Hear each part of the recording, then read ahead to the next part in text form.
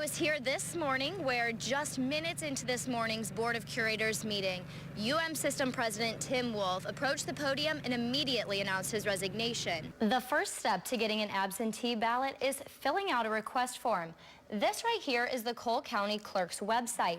So all you need to do is click the absentee ballot request button, click the application link, and it'll download right there for you. I just drove here 30 minutes ago. It's not too bad, but it is a little slick, and I was sliding around just a little bit.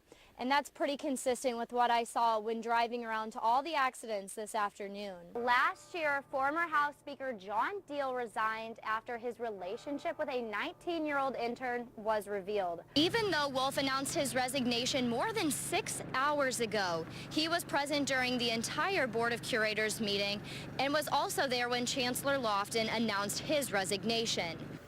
The absentee ballots need to be in the county clerk's office by March 15th to be counted. If you're mailing in your ballot, you need to make sure you give yourself enough time to meet that deadline. Behind me on US 63, there's really just not too many people out on the roads, which is definitely for the better, as I just drove here 30 minutes ago. It's not too bad, but it is a little slick, and I was sliding around just a little bit. And that's pretty consistent with what I saw when driving around to all the accidents this afternoon. Cars in ditches, traffic slowed to a halt, and hour-long wait times for tow trucks. That was the reality in Columbia today as the Columbia Police Department responded to 24 accidents this afternoon. The roads look pretty good, but as soon as you hit the brakes, it's slick. Corey Sapp was part of a big pileup on westbound I-70 today near Range Line. A lot of people hit their brakes, and a car in front of me spun out of control, and I stopped, and the people behind me didn't stop, and the people behind them hit the people behind them, and it turned into this big pileup. A CPD officer told me this accident was confusing because nobody could figure out who hit who first. This accident, as well as another a few miles further down westbound I-70, kept traffic at a near halt for about an hour. Earlier in the afternoon, one person was taken to the hospital after a two-car pileup on US 63 near Brown School Road. We've had several accidents. Most of them are minor because people are going slower. We've had a couple rollovers, but nothing of any significance or anything major as far as injuries. Blomenkamp says he cannot stress enough the importance of slowing down and giving the car in front of you plenty of space.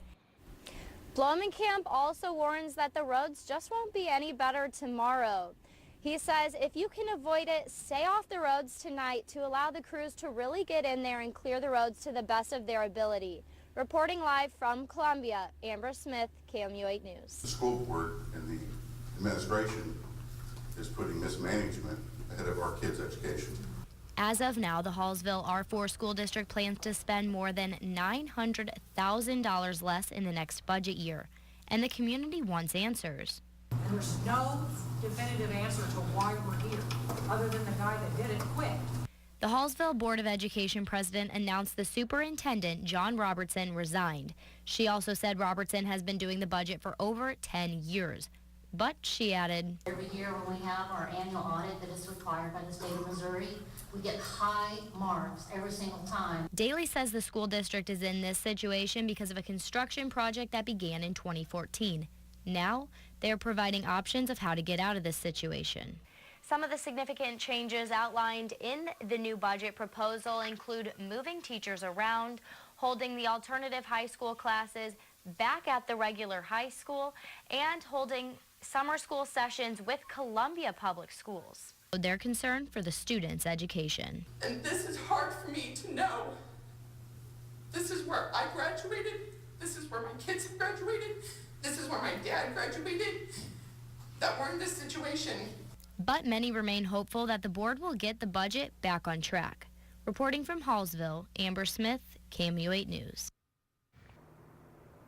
Last year, former House Speaker John Deal resigned after his relationship with a 19-year-old intern was revealed. Former Senator Paul LeVota also resigned after allegations of sexual harassment by two former interns. A group of women got together and decided that something needed to be done so that women could feel comfortable working in the male-dominated field. Everyone expects to feel comfortable when they go to work. However, many women in Missouri government revealed they had been sexually harassed by coworkers. As the former assistant minority floor leader for the House, I was harassed by lobbyists when I was serving in the Missouri House. and there was really no process. I reported it to the clerk and it kind of went away, but still I felt violated. A group called the Women's Policy Network of Missouri launched Tuesday with a meet and greet reception for women of all ages working in government. We wanted to respond to what was going on in Jeff City with the interns being harassed by legislators, with legislators having to resign for harassing interns. Jones said the event was meant as a networking tool where women interns could meet older women in government and have people to confide in if they were to feel unsafe at work. Then I like the idea of the fact that some of us that have been around for a while can help mentor maybe some of the up-and-coming women, because sometimes it's difficult to be a woman in politics. Jones said the group hosted the event at a restaurant because most sexual harassment in government takes place after hours when lawmakers are out drinking.